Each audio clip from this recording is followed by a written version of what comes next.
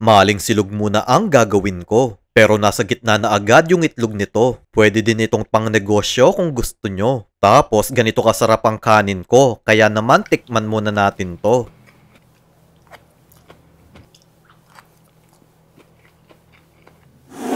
Gagamit tayo ng isang pirasong maling. Hahatiin ko lang sa 5 ito.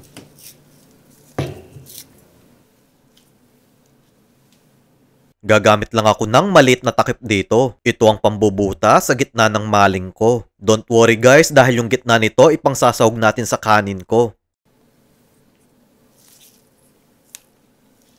Ulitin lang natin yung ganitong procedure. Pwede nyo din gawin ito sa meatloaf nyo. Ako kasi maling ang ginamit ko para magandang tingnan sa rice bowl negosyo.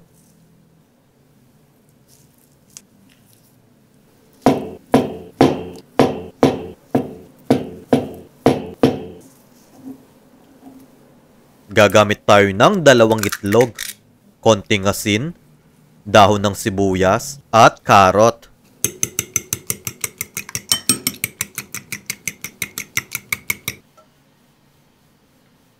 I-arrange na muna natin yung ating maling.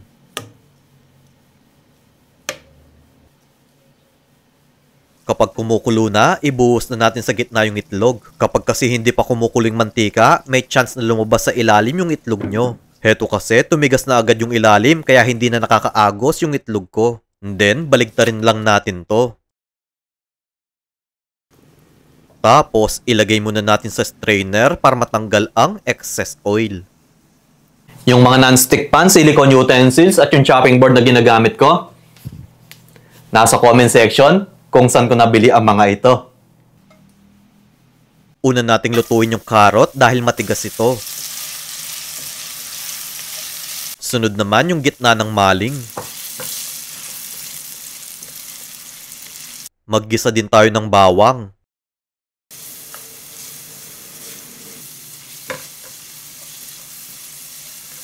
Isang tasang toge, makakadagdag ng lutong ito sa kanin nyo.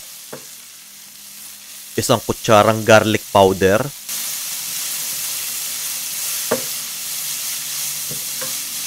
Bale, 2 tasang kanin ang isasangag ko.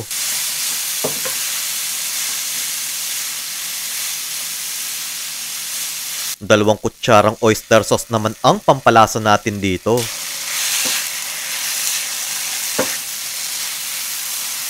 Maglagay din tayo ng dahon ng sibuyas, pampaganda.